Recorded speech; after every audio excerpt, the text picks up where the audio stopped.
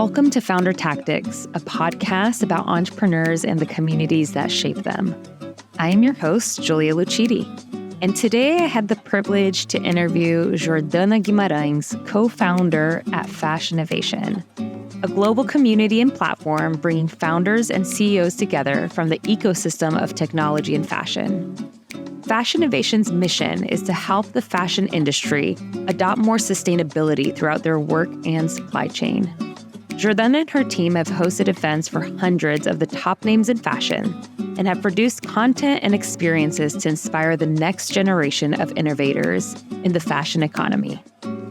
In this episode, we talked about life as an entrepreneur, what she's learned from working with the top fashion icons in the world, how she's built a strong community, as well as her aspirations for the future. Well, let's jump in.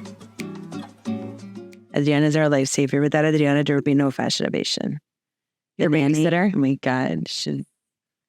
But then I do a lot for her. Like, she's going to go to Seattle with her family. And we were going to stay at this weird, extended stay motel. And I found a hotel for her that was for 3 nights. It came out with taxes and everything for $500. And she's like, I can't afford that. I can only afford $200. I'm like, I give you $300 as a gift. You're staying at this hotel. It's going to be a nice day for you and your family. She was so thankful. Those little things that we can do for her, you know what I mean? For so much it is for it's like an exchange. Yeah. And she's taking care of your kids. Yeah. And you want to make sure that whoever's taking care of your kids is happy, feels cared and loved for. I mean, it's not too different. I mean, it is different with employees, but you want people who work for you to feel like they're cared. Valued. Yeah. Valued. Exactly. So welcome to the podcast. Thank you. We're recording. I'm excited. Yeah. Thank you so much for coming. And like you said, this is my first podcast that I'm recording in my house. And I had been recording it inside of a co-working space. I had recorded it on Zoom. And one of my friends challenged me and they were like, hey, I think that you could make the podcast feel like more you. Yeah. And as I was thinking through it, I was like, I should just record it in my house. I love it. I think it's so cool. Yeah. It feels so personal. Yeah. I mean, we already have a personal relationship, but it feels personal even more. Yeah. And setting up today was just more comfortable. And I just feel like it's very much so my personality. I love it. I want people to feel welcome. Yeah. You could do a lot with this. I'm excited for you. Yeah. So thank you for accepting the invitation to be on the podcast. Of course. I admire so much the work that you're doing. Thank you. And you as a professional. Thanks. And I'm excited to share with everybody the work that you're doing alongside Marcelo and your team. Thank you. So why don't we start by sharing what is Fashinnovation? Perfect. So Fashinnovation, we're a global platform. We started 5 years ago.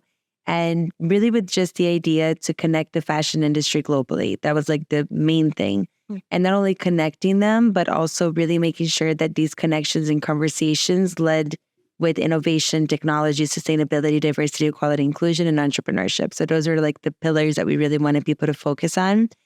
And from 5 years ago to today, we have had now 850 plus CEOs, founders, and leaders. It just keeps growing, the number, which is so exciting, that have spoken at Fashinnovation. And really, that's what we are. We just bring people together to discuss everything throughout supply chain and how does technology and innovation play a role in that. And then just connecting CEO to CEO, founder to founder, to decision makers so that business can be made, collaborations can be, had, and the industry of fashion could move forward in a direction that we want it to.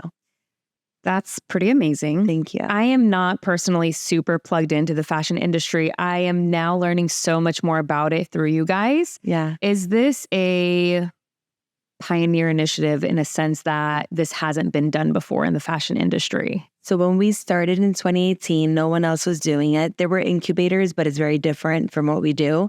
Now there are players that haven't touched on it that are starting to develop things in tech and innovation and fashion, which it's a compliment because I feel like when people start to emulate what we do, there's something there, right? That people see the value in. But we're still the only in terms of building connections to where we don't have to always be the middleman. We actually connect people and let them go. Where a lot of the other companies, they still want to be that middleman because they don't want to lose their asset, which to them is their contact. which I don't really believe in that so much. I think that's why we've grown and continue to grow even faster because I don't know, I feel like there's enough of the pie for everybody. And the more of us that do this, the better the industry will be. I have the exact same point of view on business, like very much so from like an abundance mindset. Yeah. And as the industry and economy grows, it naturally creates more opportunity for everyone. 100%. And so even, for example, when I started the tech meetup in Fort Lauderdale, other tech meetups started sprouting in Fort Lauderdale as well. And I just thought that, wow, this is great because the more gatherings that we have around talking about technology innovation, it's only going to strengthen the local community. 100%. So I think it's an absolute strength and a privilege to be a pioneer who's leading and inspiring people to do that. Yeah, no, the same with you. And I agree with that. I think, again, it's if we want to see change in the industry, we can't be the only ones that have this mindset. Everybody has to adopt it. So it's been really amazing to even see people that have said no to participating in our events because they felt like it was competition to now them wanting to be a part of our events because they think they kind of threw in a towel and said, why not? We can all do this together. So it's kind of cool, Yeah. Oh, I love it. And I love it that you have such an open heart that you're excited to welcome them too. Of course. Yeah. Tell me a little bit more about your background because I know that fashion has been a part of your career and your purpose for a long time. Yeah. And a lot of people who want to build community, I think one of the best first steps is thinking about what community already exists around you and how can you contribute to the needs of that community. So tell us a little bit more about your background and how this was just so synergistic to what you've done in the past and what you're doing today. Yeah. So funny because I have a very unorthodox background. So like I didn't go to college, and I'm not saying it's not good. I think it's great for people that's their path. It just wasn't mine. And I knew right away I wanted to work with people. Like I didn't necessarily know that it was fashion, but I knew I loved people. And that's the one thing that drives me with anything I do in life. So like from when I graduated high school, I was a teller at a bank. I was a real estate agent for commercial residential. I was a retail manager at Cole Haan. I was a payroll specialist for the biggest hospital group in Long Island. Like I had every job you can imagine. And I remember every job I had, the biggest compliment from my managers would be, oh my gosh, people love you. Or why are they bringing you gifts? Or like all these things. And that's, I knew my connection with people and my communication was like a big thing that I was good at. So then fast forward to when I was 23, I got into PR because people writing, everything I loved was kind of intertwined in that career. And then I got a PR job working for brands like Nina Ricci, Porsche Design, a lot of the bigger fashion brands. And I always led with, again, relationship building, communications, like making sure that the client not only got what they wanted, but that I got to know them on a personal level to see what else could I bring to the table that maybe they weren't thinking of. So just looking at that was like from when I graduated high school, that trajectory of different jobs, but the same type of work from 19 till I was 35. And so that I think really kind of like fashion, I always say I like fashion, but I love people. And I realized the fashion industry when I started doing PR in fashion, and I did that for several years, that you meet amazing people and that they're all so different from each other. But when you start to bridge the gap and really connect them as people, take away the title, take away who they're supposed to be, their persona, everybody can really relate and connect and do bigger things together. So I think that was always like what that was like my learning lesson of all my trajectory up to creating Fashinnovation.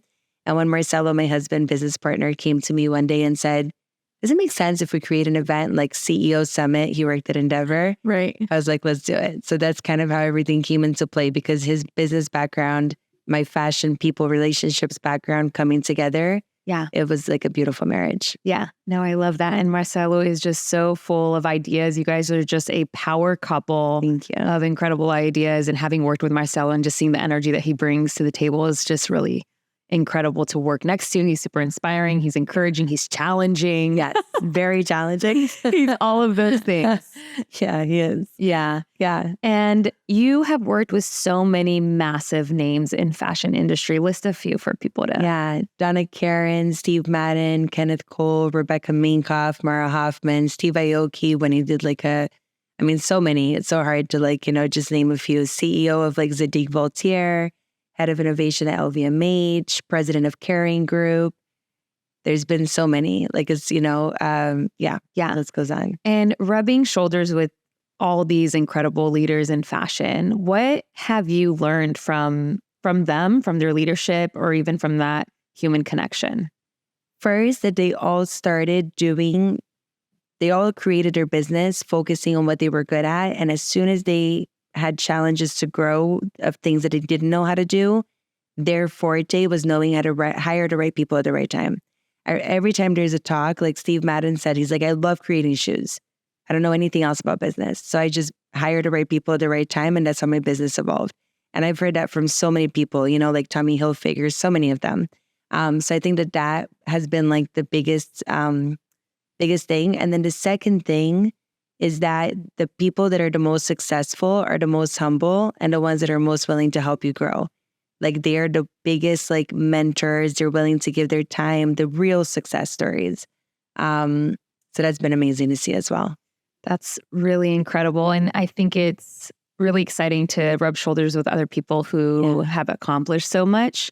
There's so much that we can learn from them. And even personally, I learn a lot through podcasting, getting to interview other people and understanding what motivates them and what drives them.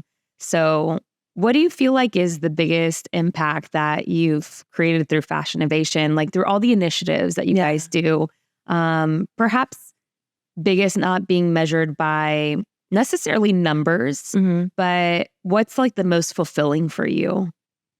So there's two things. One, how many startup businesses have come to us and say, because of your event, I met so-and-so and I raised $6 million within like 3 months of starting my company, which has happened. Or startup tech companies that usually takes a long time for a brand to believe and adopt. Because of our connections, within like 3 to 6 months in business, they were able to sign on enterprise brands just having started their tech company, So that's been amazing on the business side. And on the philanthropic side, we partnered during COVID with an organization in Brazil called Jota, where they take talent from Jacarezinho, the favelas, and they give them opportunities, a lot of models and talent like that. And so if you look at our brand today, all the models that we always even have like behind the speakers at our events are from the favelas in Brazil. And when we were able to ring the bell at NASDAQ last year, we had a video with the models of the favelas like in Times Square in a building in Revolve. And we sent all of the models, because we stay in touch with them, that they were going to be in Times Square for that moment. And we got like WhatsApp messages of them like hysterically crying, like saying, I thought of taking my life yesterday to getting this amazing message from you today. Like just seeing how you can really use your success to uplift others. It's amazing. That for me is like the biggest thing. Yeah. That's really something special to be able to impact other people's lives. And being a part of a community and leveraging those opportunities and being kind of responsible for directing those opportunities is a big responsibility. And it's really special to be able to impact in such a positive way. Yeah. And I guess it's easy to see like all of these big things that you've accomplished so far, but and not like very clearly understand like how did it get there, right? So where did things start for community building? I know that you guys had this amazing idea and we see like the final picture of how far you guys have gone. It's wow, it looks like you did it so effortlessly. But obviously so much hard work came with this, and it started with something smaller that then grew, right? So what did that beginning look like, and how did you start gaining so much access to such high-level designers? You had to be doing something right. It's so funny, and it's going to sound crazy, but so Marcelo came home with the idea June 2018. And then he was like, let's do this, and I was like, okay, let's do this idea. I had literally, July 2018, I'm like, okay, June 2018, I had a 6-month-old breastfeeding. I had a 1.5-year-old running around, came home with the idea. We took a sheet of paper, wrote fashion, technology, fashion, innovation, Fashinnovation, that's the name. Created a website with WordPress that looked like horrible looking now, but it worked for what it needed to do at that time. Created a PDF with our wish list of names that we wanted to have speaking at our first summit. Next to every name was like Tommy Hilfiger, TBD. Donna Karen, TBD. Everybody was TBD, but that's what we used to invite speakers to speak. And we just started cold emailing everybody. So we cold emailed Tommy Hilfiger, Dan von Furstenberg, like founder of Shopify. Everybody was a cold email directly to them, not to their team, but to them. And it was crazy because the first email, 24 hours after sending founder of Shopify, we have this idea, we're doing this event. And nevertheless, the first event we decided to do, we came up with the idea in June, was September of that same year. So 3 months. So the first email that we sent out to Shopify, within like 24 hours, he replied, love the idea, booking my flight, I'll be there to speak. And me and Marcelo looked at each other and we're like, crap, it worked. We have to do it now. That was literally like our first, okay, we're going to do this. And everything, like from that day forward, it was just cold emailing everybody that we eventually saw in this ecosystem that we've built today. And it's pretty crazy because only 3 months after putting the name of a piece of paper and cold emailing, we had over 40 speakers, which included Oscar Metzev out of OSCLA, United Nations with, forget the name now within, but it was a category in the United Nations. We had founders of brands like Universal Standard Ministry of Supply, VP of Engineering at Google. We had a partner at IBM. We had directors of NASA, all this through cold email. It was kind of insane. And then from then till even today, we've had now the 850 speakers. I'd say that 800 of them were cold emails that they just liked what we were doing and said, okay, why not? Kind of crazy. Yeah, that's incredible. Yeah. And it just shows like, just have the courage and do something, direct and bold. Yeah. And you guys, were able to bring in incredible speakers and engage them afterwards, right? It's not just bringing in those people. Keep them. Exactly. Show them that it was worth their time. And show them professionalism, show them results. Exactly. And then you'll have them for life. Forever. And also because when you start, you're not making money. And even if you have these big names, the sponsors, they want to see track record before they start investing. So it took us like a while for finally a sponsor to say, okay, you guys are onto something. It's continuing. It's not just 1, 2 done. So we'll start it, sponsoring. And so it was a struggle because we ended up like in the beginning. So the first 2 events, no money went in, money went out. And then we found ourselves 3 months behind in rent. And we're like, what are we going to do?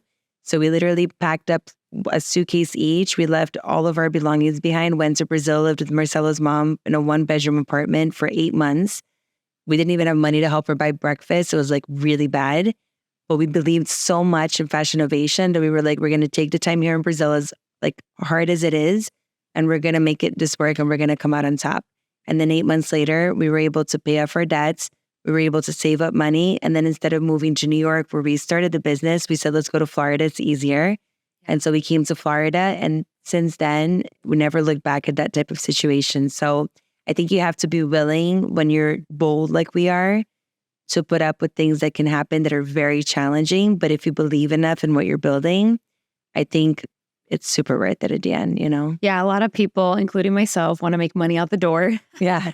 But once you kind of accept the fact that that's not how it works, you kind of rest in trusting the process. And totally. So it took about, was it 16 months, 12 to 16 months for you guys to start bringing in revenue? 3, 6, 8. Yeah.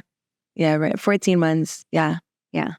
I think it's helpful just to be realistic for other people who are looking to build a business around community to understand, other businesses also want results. And so you need to be able to provide data, information on your community. Yeah. And with time, that can be something that can bring in revenue and build incredible value for your sponsors, for the community, for the speakers. Yeah. And sometimes it's worth it. Like we worked with MasterCard last year for the first time, but because MasterCard, they have, it's such, like to get through MasterCard, it's like a wall that you have to go through because they have so many, obviously, logistics and things that go behind making a decision. But last year they had a project and they were like, we could do this with you and we could put your name and everything we do with this project, but we're not going to pay you. We have to see proof of concept before I can get my team on board to paying. Right. So we did it for free because sometimes co-branding with a company like that makes a lot of sense. Of course. And now this year they're paying us for what we did last year because they liked what we did. So I think you have to think about, you have to invest in relationships, in like the business and you know what I mean? So it's scary sometimes because you hope, you don't know how it's going to go. But if you believe enough in what you're doing, other people will too, in the community that you're building. Yeah. Congratulations on securing that and all the other, sponsors and companies that you've been able to work with. And really, it's a partnership whenever you work with a sponsor, because you're essentially telling them, hey, I'm going to be an extension of your team and provide incredible value for your brand. Totally. And they give you that trust. And if you do a great job, they're going to want to repeat. 100%. I feel like when I work, sometimes it's funny. There's a partner that we just started working with. It's a tech company. And it was so crazy. They followed me on LinkedIn. They live in Uruguay. And then they were like, we really want to meet you. We want to partner with you, but we want to have a face-to-face meeting. So tell us when and where, and we'll be there. I'm like, but you're in Uruguay. They're like, we'll fly out. Boca, literally the day after they booked a flight, they flew out to have a face-to-face meeting. So I knew they were like super serious, and they're a startup. So it was really interesting. And then we met face-to-face, and they became our partners. And I sponsor, but partners really. And I have to say, I believe so much in what they do that I feel like it's my business now that I'm trying to grow with them. I don't feel like they're just a sponsor. So I think that's what makes also their return successful, because we believe in it so much that when we connect them to brands, I tell brands, I'm like, this is what the industry is going to use. It's the only thing they're going to use when it comes to this solution, because I believe it. Right. And then they believe it, Yeah, it's important to select sponsors that you really believe in what they're doing and the product, and that they're really adding value. I think that can really level up your community, rather than just saying, anyone can come and sponsor, And then the brands also see you as more credible. So we took them and some other tech companies to meet with the senior VP of Ralph Lauren last week. And he literally at the end of the meeting, he's like, I'm so impressed. He's like, I love this group. In the middle of them pitching to him, it was like a mini Shark Tank that we put together in his office. He was texting people, team members of his, saying, I have this tech company, you should talk to them right now. And he was like, you go outside to the hallway, this person's going to meet with you. He was setting up meetings as he met them because he was so impressed by their technology. So and then eventually if the industry, these senior VPs of these huge brands see that you can bring them the right technology, the business can go from both ends. We could eventually be consultants for what technology these companies could use if they're looking for something specific.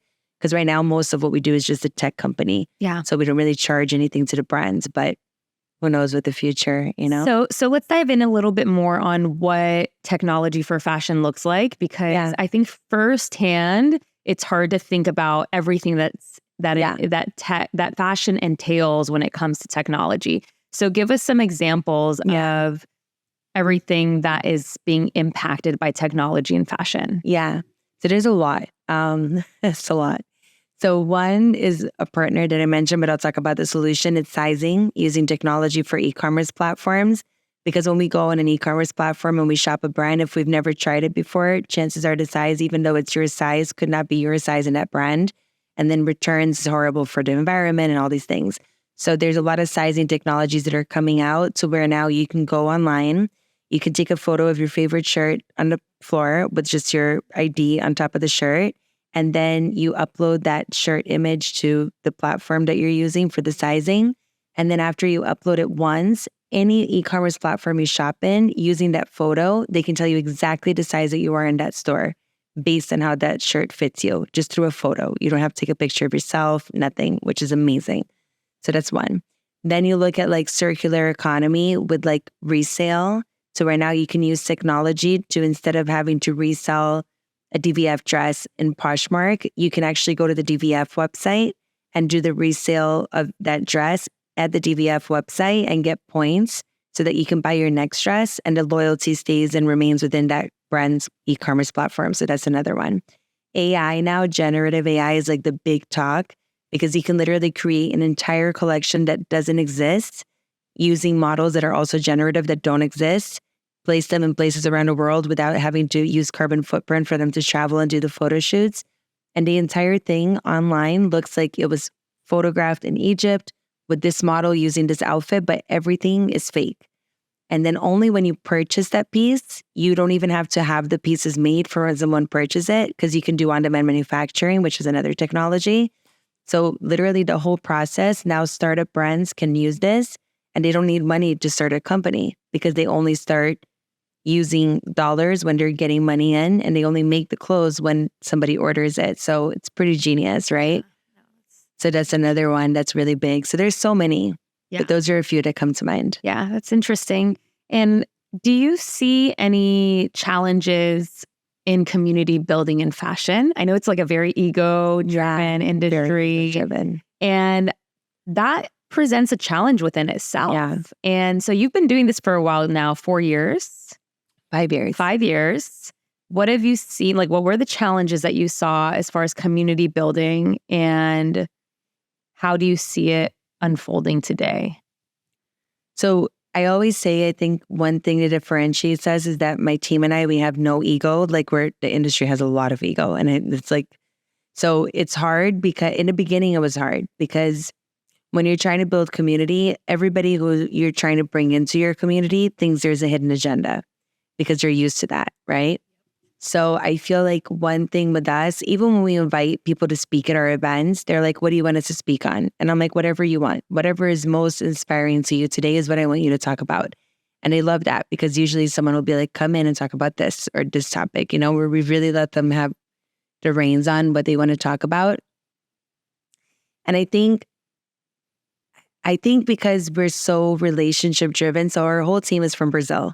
And now we have 8 of us full time, including myself. And as we grow, we're going to continue to hire just in Brazil because there's something about Brazilians and like the human connection and that that warmth that I think people really do feel that, like we have like, it's actually funny. The senior VP of Calvin Klein who lives in New York is Gaúcho. He's from Brazil. Yeah. And so he just met us 2 weeks ago at an event that we hosted and he came. And then last week he came to all of the events that we invited him to. And he came up to me and he's like, you guys have me for life. Anything you invite me to, I'm going to go. I just love you guys. I'm so impressed, blah, blah, blah. But not because necessarily, of course, what we do, yes, but also because the whole time we would see him, we would have a drink with him. We would talk to him about his wife and his family. He would tell us what his favorite food was. I think it's just treating people to build a community. If you start treating people as people, and not what they can do for you. And then that just trickles down because then they'll tell their friends, oh my God, you should meet Jordana, Marcella and her team. They're so nice. They're not going to, eventually. And then by being so nice and starting that relationship, they're going to see what we do. And it's just a bonus. It's a very heavy bonus, but it's a bonus. But I think with any industry today, I think people are seeking connection. People are seeking community, but they want to feel like they're a part of something, like bigger than just work. So I think that's like the secret to like how you can grow a community with any industry, I think, today. Yeah. And I think that one of the challenges of building community is making sure that it doesn't depend on you in a sense. Like if everything depends on one person to create these connections and to organize everything and to create the value and be intentional, then it's not scalable. And community, like in its essence, it has to be scalable. Yeah. That's how you see the fruits of the relationships and the real impact in the market. Yeah. Have you been able to get your community to take on a life of its own where people are helping each other, doing business, connecting? Have you been able to see that? It's starting. I feel like in the last year, we finally were able to do it. Also because when we built Fashinnovation, Marcelo put me as like the face. So people would come and say, okay, but where's Jordana? Or like there would be a dinner, where's Jordana? And obviously like you can't scale with one person. You can today with AI. I actually got a really good idea from someone other. Tell us. But I feel like the way that we do it now is our team, it feels like everybody in our team is a founder of Fashinnovation. Like Simon Sinek, so there's a video, he did a TED Talk where he says that in order for you to succeed in a business, your team has to be brothers and sisters, not even family, but brothers and sisters, because you fight, you make up, but there's that relationship. And I could genuinely say our team, we're brothers and sisters. We're like ride or die for each other. And so when we do an event now, like people are just as excited to speak to our business development as an example as they are to me, because now we're putting everybody in the front and we're saying that all of us are together in building this. And I'm kind of stepping away a little bit. I'm just like, doing, so I feel like there's a way to do it. It takes time because when you start, you do have to put yourself out there, but there is a way to do it. So one of the things that I have found super helpful at the Fort Lauderdale Tech Meetup is at every event, I put together a directory where people scan a QR code and they fill out their profile information. And then everybody who's there that night has access to each other after the event. That's awesome. I don't share email addresses because I don't want people spamming each other, but people can put their LinkedIn or website. And what's happening is that people are connecting beyond just the Fort Lauderdale Tech meetup. So that's amazing. A lot of people will come to me at the meetup and they'll be like, hey, is there an investor I can talk to here? Is there a corporation or a mentor? I'm like, hey, if you scan this QR code, you're going to get access to that information and you can find those people here tonight. You don't have to depend on me to find those people. Yeah. And so it's been an interesting tool. That's cool. It's a web app. So it's, an easy form of technology that allows for people to connect. And I make it available for them for 2 weeks after the event. So it gets wiped after that. So they need to like get on it, connect with those people on LinkedIn, tell them, hey, it's so nice to meet you at the tech meetup. That's cool. And then at the next meetup, you start from zero again. Like everybody fills out the directory again. So for me, it's been an interesting way to have people take more agency over their networking and relationship building. I love that. I think that's amazing. And we haven't done that yet. It's super smart to do. We just always feel like creating an app of any sort is like another thing, like bandwidth wise, we're always like super tight already. It's a web app. So it's a website. Okay. So that's cool. Yeah. Yeah. Because I feel like what we did today, for example, we had our digital worldwide talks because we did it physical last week and then we digitally streamed it today and we were live on a chat. And throughout the whole time, I was like, guys, engage with each other. Tell each other where you're dialing in from. What are you looking to get out of today? And I was pushing it. And then I finally saw two people where one person said something, the other person liked it. And then he's like, I'm going to tag you on LinkedIn. And then she was like, awesome, we'll speak on there. So I saw that happen. So I was like, I'm always, but even at the event last week, I'm like, guys, walk around a room, interact, connect with everybody. Everybody here is somebody you want to meet. So I'm always pushing it that way. But I think it's super smart what you did. I think it's, that's awesome. Yeah, it helps people connect a little bit more. And as far as your events, is there like specific venues that have made a really big difference in the experience and how people interact? Like I personally, I'm such like an aesthetic person. Like I love beautiful spaces. And if I'm going to do an event in a space, like I'm really intentional about like, I don't know, how do I feel when I step into this space and what kind of connections can I see happening here? Do you approach your work kind of artistically in that sense? I wish I did more of that. Marcelo's always saying that toque feminino, like feminine touch, that I have zero, which really? I really do. I really don't have it. Surprising to hear that. I know. I'm more, I think, into the experience of being around people than I am about like where I am. It's something even like, my house, like I see yours and I'm like, so beautiful, like all the little details. Mine, I put one painting up and I was so proud of myself after 3 years of having nothing on the walls. But I don't know, I feel like, it's never been something, it's not in me, to be like that. But with that being said, we have partnered for the last 2 events with Lecture Innovation Center in New York City. And what's been great, they have this huge like rooftop terrace. So it allows people to, if they want to get some air, or even talk to someone outside of everything, they can step outside. And just the way the layout is very like high ceilings, industrial. It's very airy. There's a really good energy there. Everybody compliments the space. So that's been a good space to work with. But I do have to say, like, I admire people that can have a little bit more like, because I went to an event in Nashville a week ago or 2 weeks ago. It was only 40 guests at most, but it was the best event I've ever spoken at. It was interesting, actually, because I walked in, the smell, everything was perfect. I felt like I was literally like sitting on a stage and I felt like I was in my best friend's living room couch with like 40 of my best friends like in conversation with me. The way that she put it together makes a difference. Yeah. Yeah. I think it impacts the way people show up. Yeah.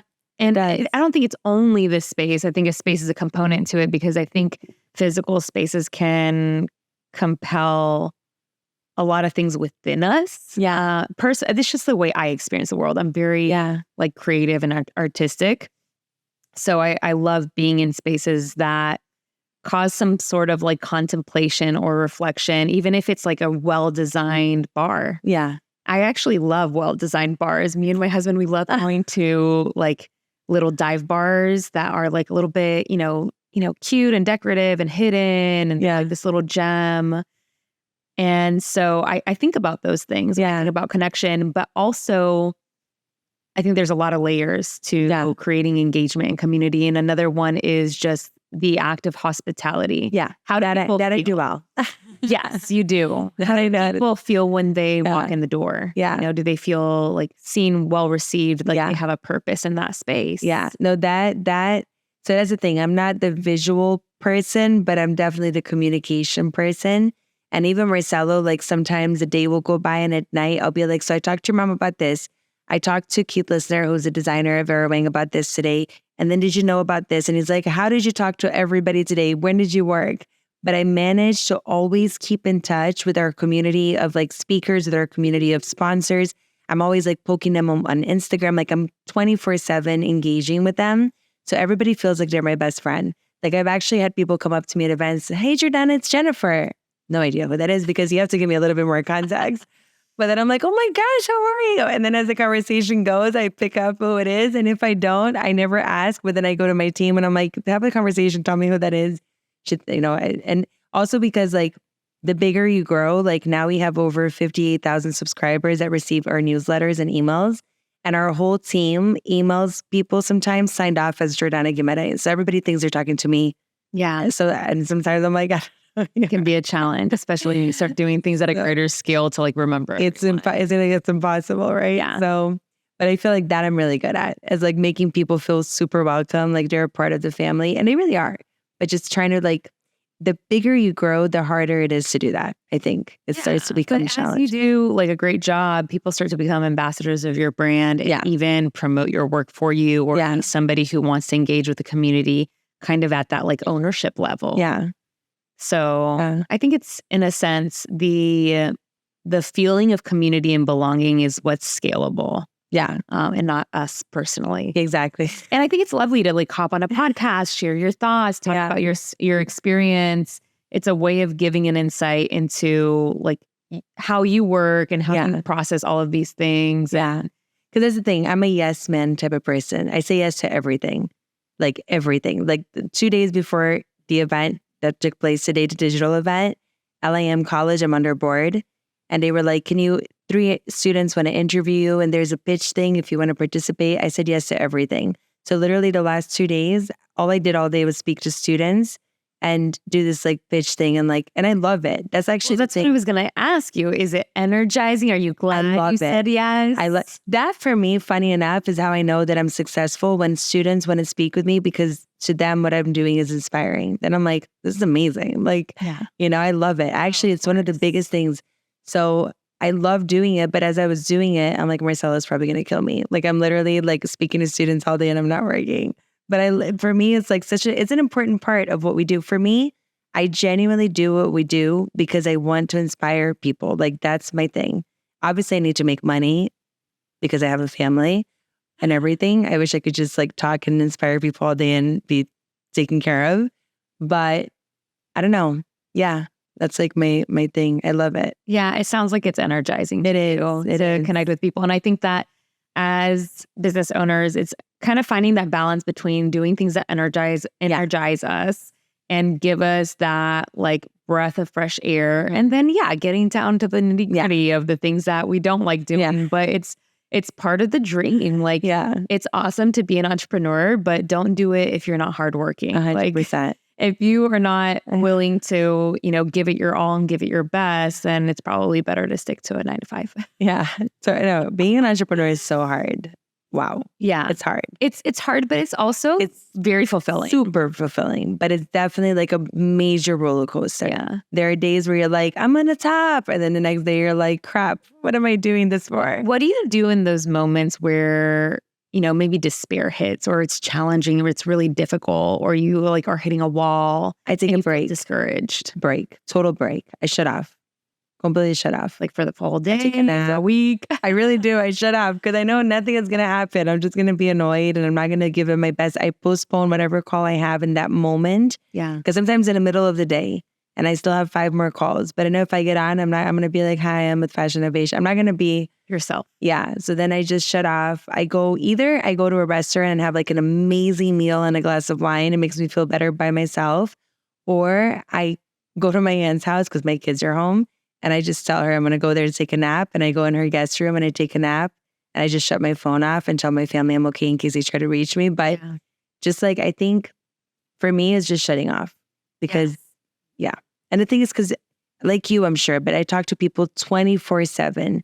If it's not selling something, it's community, my kids, the husband, like 24/7. I feel like I'm answering someone, like, picking something up, I never stop.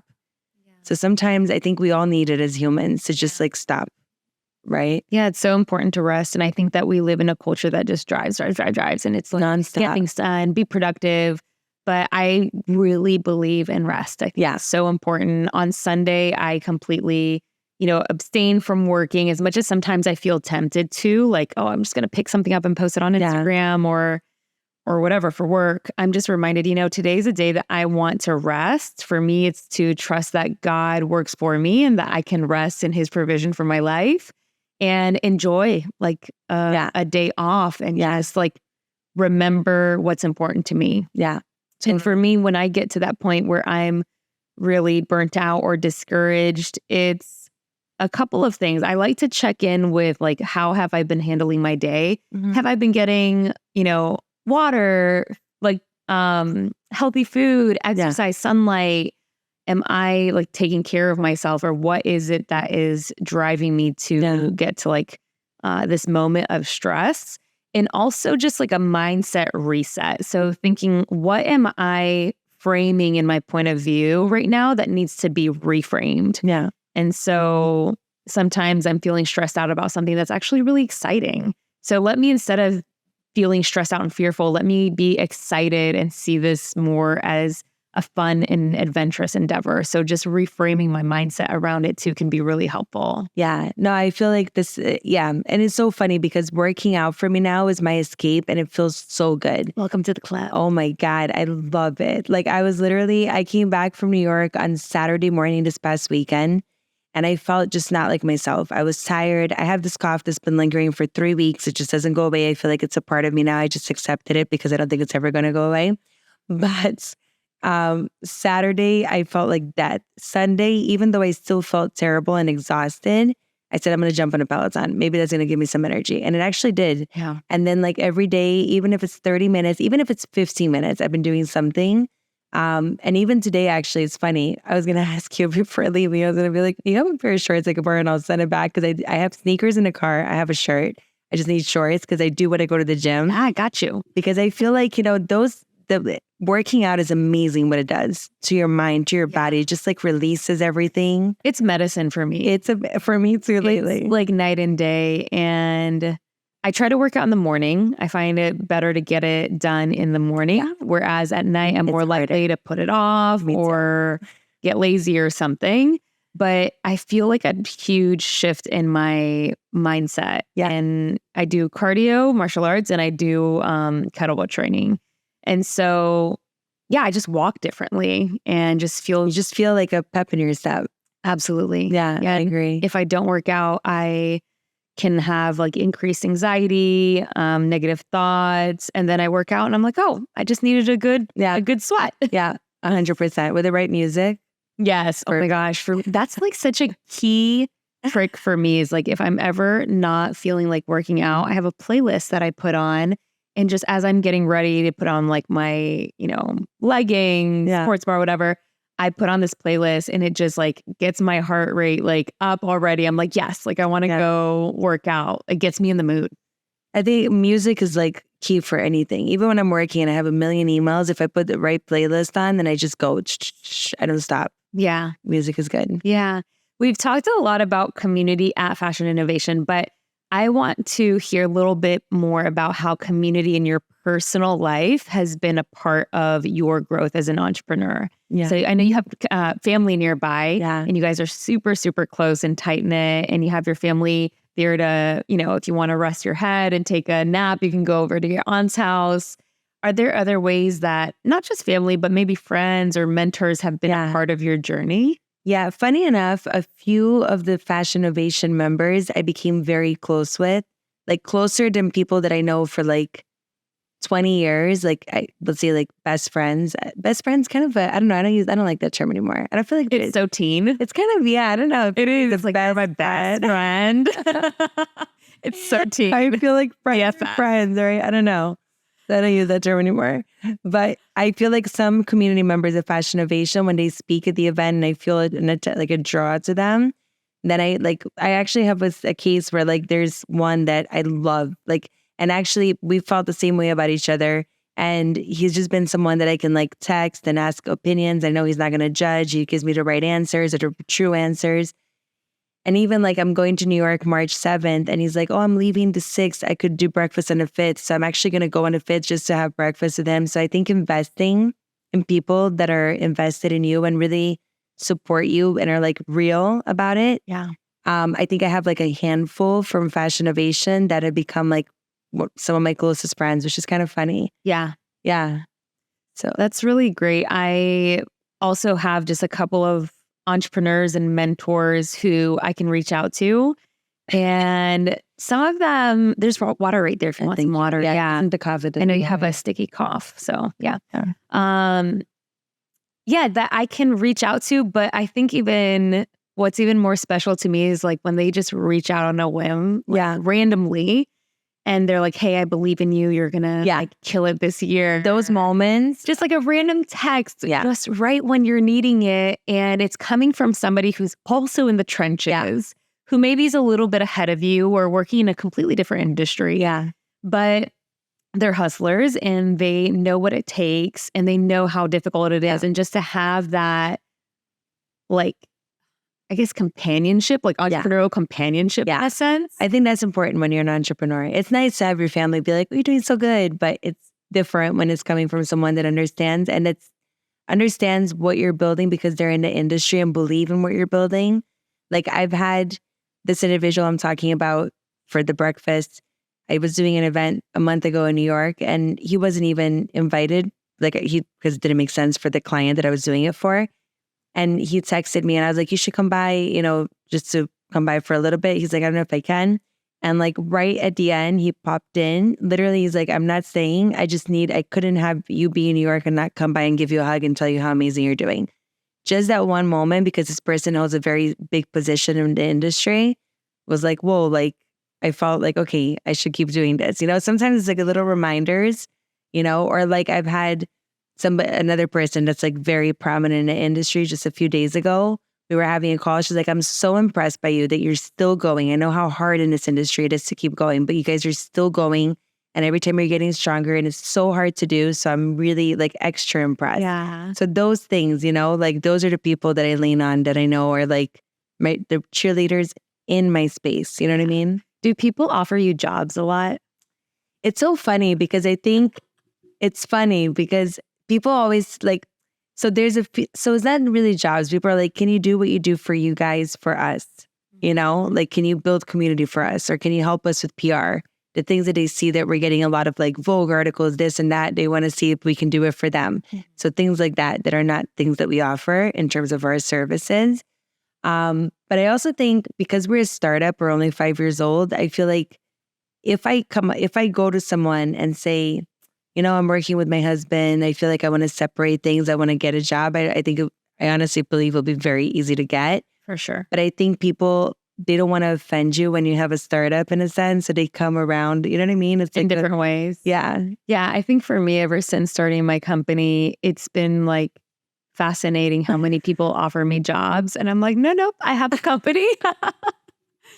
And it's just, I think also as an entrepreneur, I think I'm past the temptation now. But in the very beginning, when things were harder and you don't have the money coming in and stuff. Oh, then it's very tempting. And then people are offering you jobs. And you're like, how much? Like the biggest, exactly. It's like, how much are you thinking? It's the biggest temptation as an entrepreneur to take a full-time job. But it goes against everything we believe in. I know. It's like part of you is like, okay. And the other part of you is like, you can't do that. Yeah, it's not for me. Yeah. Is there anything about like becoming an entrepreneur that you wish you knew in the beginning or that you've learned in these past 5 years that you're like, oh, wow, okay, this has really helped me develop or grow or see something different?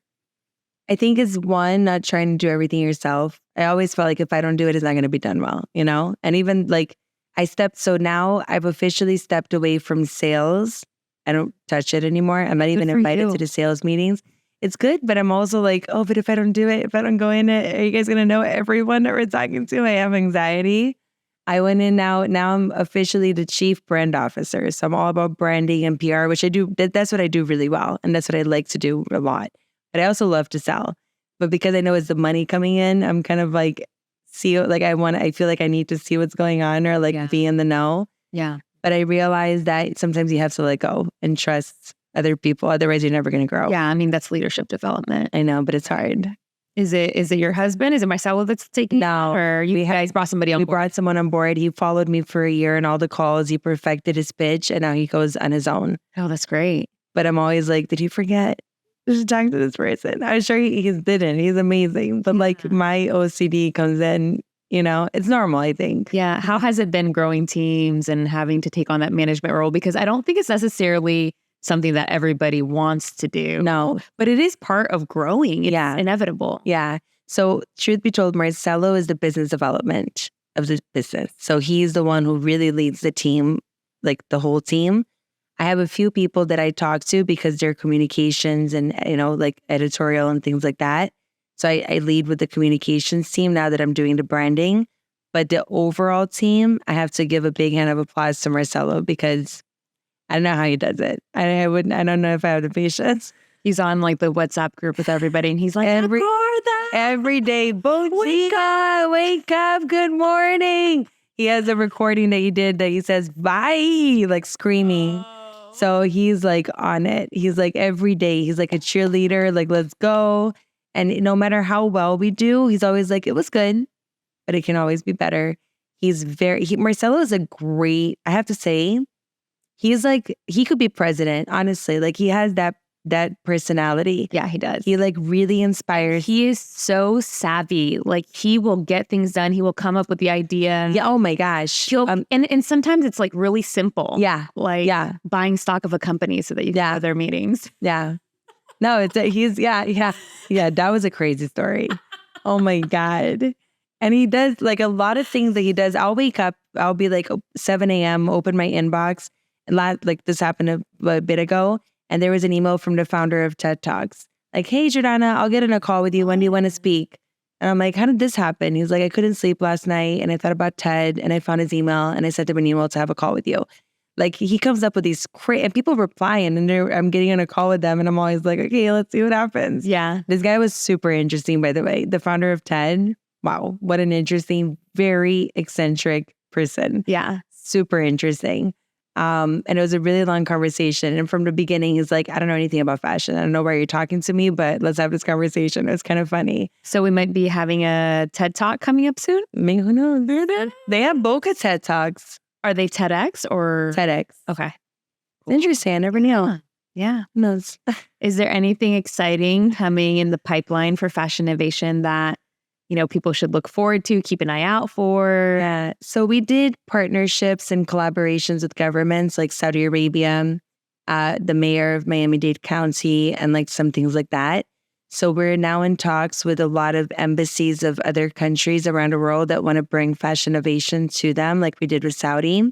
So yeah. So I could mention a few that definitely something will happen, but Spain and Panama City are two that we're talking to right now that are almost finalizing dates and stuff. So that's super exciting because also as a business revenue, it's amazing when you work with government and you could really impact, which is both things that we want to do as a business. Huge.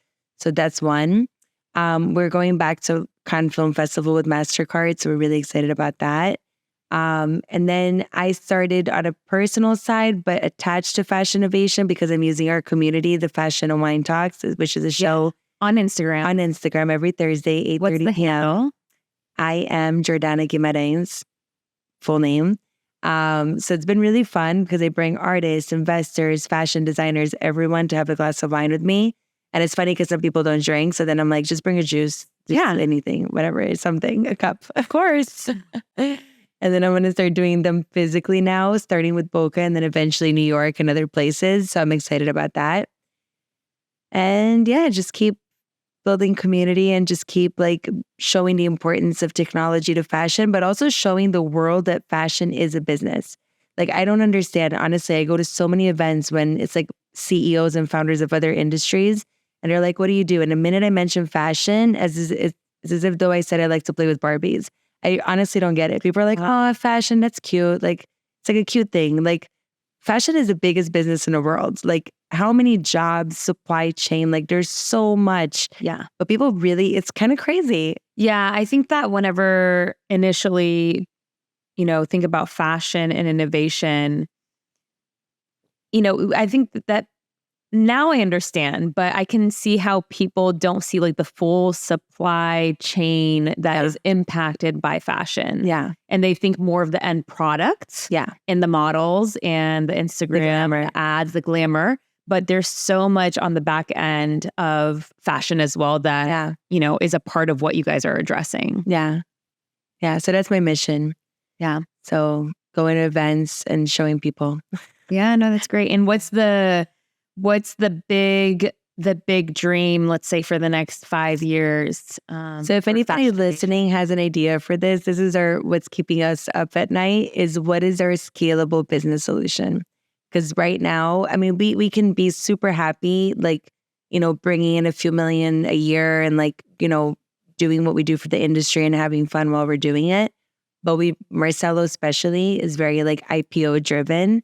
Like, so we're really looking for that scalable business solution. And it's funny what I was saying about AI before. Someone said that there's an app where you can create an AI avatar of yourself. Whereas, like, let's say I've lately been speaking a lot about sustainability and technology. So people can go on there and they can ask Jordana, the AI avatar, anything about sustainability and tech. And they can pay a monthly subscription so that they can ask me anything they want whenever they want. So it's like 1 billion of Jordanas replying to this via AI. How cool is that? Yeah, that'd be interesting. Right? Like, so I was talking to you last night and you're like, really? Let me look up our chat. AI is going to take over the world, but it's like scary. A little scary, but no, thinking about that, thinking about membership subscription models, because we have a big community. We've never charged. It's always been free events for everyone. Same. Thinking of like, how do we scale? Yeah. Yeah. And I think it's I guess you guys do have it very clear that you want to scale, but I think that it's important just to have in mind, like, as a business owner, is scaling important for you or not? Because I don't think everyone has to scale. No, that's what it is. We could be good where we are for the rest of our lives, just living a good life. Yeah. But if we want to be like that extra, then have to think about something that's more scaled. Yeah. How can people reach you? I know you shared your Instagram handle, but how else can people reach you guys and learn more about Fashinnovation? So any platform you go on, it's Fashinnovation. So FASH, innovation fully spelled out, .nyc. So that's LinkedIn, Instagram, Facebook, website, everything. And then I honestly, based on I love people, which is very true. Like, I like to connect with people one-on-one. So my LinkedIn, Jordana Guimarães, or my Instagram I use a lot is I am Jordana Guimarães. Beautiful. So for everybody who's listening, definitely check out Fashinnovation, learn about their events, their incredible content. They have so much content online and things that they're doing so that you guys can get plugged in also with this incredible community that's glowing globally and be a part of the future of fashion. Thank you so much. Thank you for coming. So much fun. That's great. That's good. All right, you guys, that wraps up our conversation with Jordana Guimarães, co-founder of Fashinnovation. And don't forget to like and subscribe to our channel so that you can be notified of future podcast episodes. And if you enjoyed this episode, feel free to share it with a friend, a colleague, a co-founder, a neighbor, anybody who might enjoy content about entrepreneurship and community. And we look forward to seeing you again at the next episode. Have a great day.